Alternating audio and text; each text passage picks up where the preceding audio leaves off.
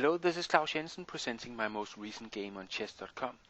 My opponent in this game is the 14-year-old FIDE Master from Poland, Kacper Drozdowski. Hope I got the pronunciation almost right. His handle on chess.com is very nice, it's Kasparov. Being a FIDE Master at the age of only 14, it's obvious that Kasparov is a big talent, and his over-the-board results this year have been amazing, and that is why he has been able to break 2300 on the latest FIDE ranking list. On chess.com his game is not nearly as strong as over the board, and the reason for this is that he plays far too many games there, and therefore he has to rush his move, spending a maximum of a minute or so on each move. So currently he has close to 400 games in progress, and I think at one point it was about 1,000 games. Well, enough about my opponent at this time. Let's look at the game instead. I'm playing the white pieces, and Kasparov chose the Sicilian defense against my e4. And here Kasparov plays the dragon, and against this I like the Maroczy bind structure, where white effectively shuts down any possibility for black to play d5. So c4 followed. The only drawback, as I see it, of this move is that the f1 bishop cannot go to the a2 g8 diagonal because the c4 square is now blocked. Knight f6, knight c3, knight takes d4, queen takes d4, d6, bishop e3, bishop g7, f3, castles, queen d2, and a5. Kasparov obviously wants to play the annoying a4, so I thought it better to prevent this with the simple b3. Bishop e6, there are no better squares for this bishop at this time. Rook c1, have to remove this rook from the long diagonal sooner or later anyway. Knight d7, bishop d3, knight c5, and bishop b1.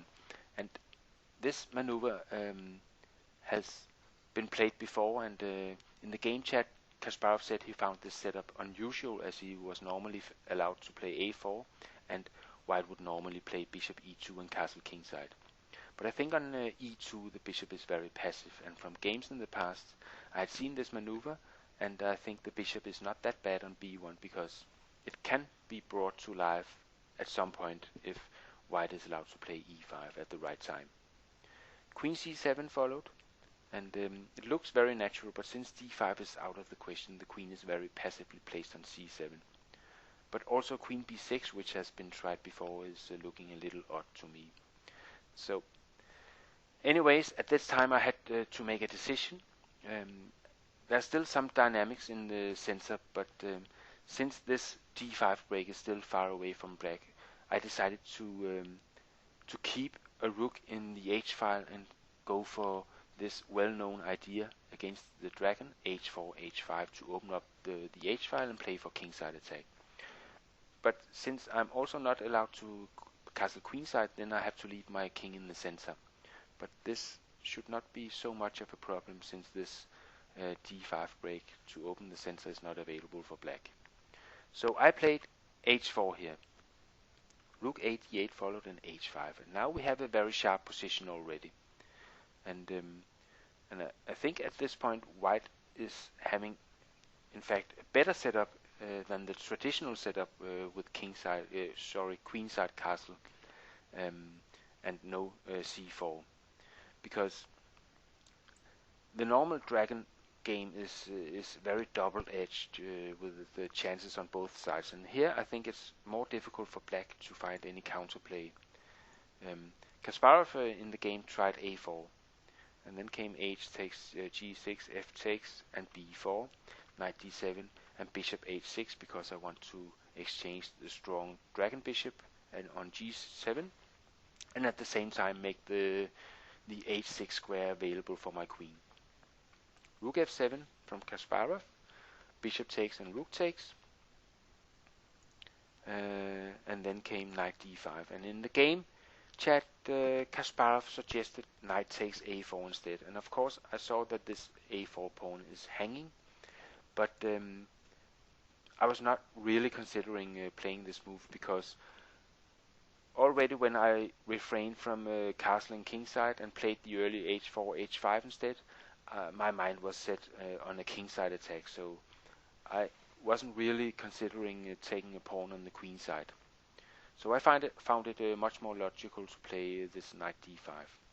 Bishop takes d5, c takes d5, queen b6, a3, and at this point one could say that the position looks fairly even, but I'm not sure I would agree that this position is even, because it's not that I think white has a big advantage, but I think his position is much easier to play simply because his plan is much clearer. He wants to play for a kingside attack, and it's not that clear what the black plan should be at this point. Kasparov played knight e5, f4, knight g4, and rook c3, which is a multi-purposed move. Prevents queen e3 check with the exchange of queens, and it also allows me to double the rooks in the h-file at some point. Rook f7, and I think here, when deciding to go for the kingside attack, there's no time for hesitation. We need to open the black kingside even more, and f5 is the move to do this. Knight e5, rook c to a3. Now the threats against Kasparov's king are building up, and here Kasparov plays rook c8. Of course, he's taking control of the now open c-file, but completely ignoring my attack, and even worse, leaving the rook unprotected, which is in fact crucial for some of the combinations following. So rook c8 was a serious mistake from Kasparov, I think. F takes g6 and knight takes g6. And now it's time to bring this bishop on b1 into the action with the very nice e5. And here I was planning d takes e5, d6, because this would block the queen from protecting the knight on g6, and then I could play bishop takes g6, and when h takes g6, then rook h8 check, winning the rook on c8. So against e5, then Kasparov instead played knight takes e5, and then I played bishop takes h7 check, and this is probably not the accurate move, as Kasparov just suggested.